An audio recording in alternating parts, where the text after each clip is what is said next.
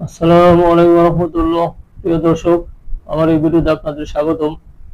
দর্শক, গোপালগঞ্জে এনসিবি কর্মসূচিতে হামলা ন্যাক্কারজনক, হামলাকারীদের গ্রেপ্তার করার আহ্বান মির্জা ফখরুলের।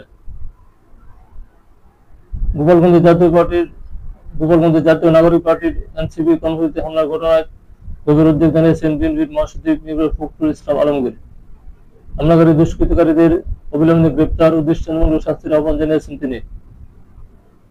আজ বুধবার বিকেলে এক বিবৃতিতে মির্জা ফখরুল উদ্বেগ জানান। এতে বলা হয়, আজ গোপালগঞ্জে এনসিপির পূর্ব ঘোষিত মার্চ টু গোপালগঞ্জ কর্মসূচিতে কথিত আওয়ামী ফ্যাসিস্ট সরকারের সন্ত্রাসীদের ন্যাক্কারজনক হামলার ঘটনায় গভীর উদ্বেগ প্রকাশ করেছেন মির্জা ফখরুল।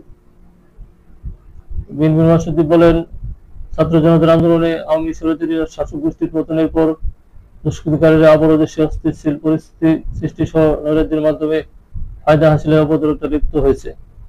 আজ গোপালগঞ্জে এনসিপির পূর্ব ঘোষিত কর্মসূচির উপর বর্বরোচিত হামলা, ককটেল বিস্ফোরণ, ইউনিয়ন সহ আইনশৃঙ্খলা রক্ষাকারী বাহিনীর গাড়িতে অগ্নিসংযোগ, পুলিশের সদস্যদের আহত করা বর্বর ঘটনা সেই অপ্রত্যাশিত বহিঃপ্রকাশ।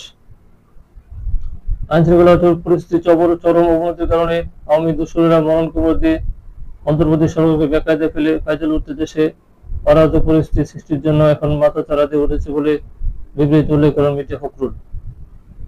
তিনি বলেন, এসব দুষ্কৃতিকারীদের কঠোর হস্তে দমন করার কোনো বিকল্প পথ নেই। গণতন্ত্র, মানুষের ভোটের অধিকার প্রতিষ্ঠা সহ দেশে যাতে আবার ফ্যাসিবাদের উত্থান না হতে না পারে, সেজন্য দেশের মানুষের জানমাল রক্ষায় ধর্ম নির্বিশেষে সব শ্রেণীর পেশার মানুষকে ঐক্যবদ্ধ থাকতে হবে বলে বিবৃতি উল্লেখ করেন মির্জা ফখরুল। তিনি বলেন, এর ব্যর্থ হলে দেশে আবার স্বাধীনতা সার্বভৌমত্ব রক্ষায় হুমকির মুখে পড়বে। বিএনপি মহাসচিব তার বিবৃতিতে গোপালগঞ্জের এনসিপির পূর্ব ঘোষিত কর্মসূচিতে হামলাকারী দুষ্কৃতিকারীদের অবিলম্বে গ্রেপ্তার ও দৃষ্টান্তমূলক শাস্তির জোর আহ্বান জানান।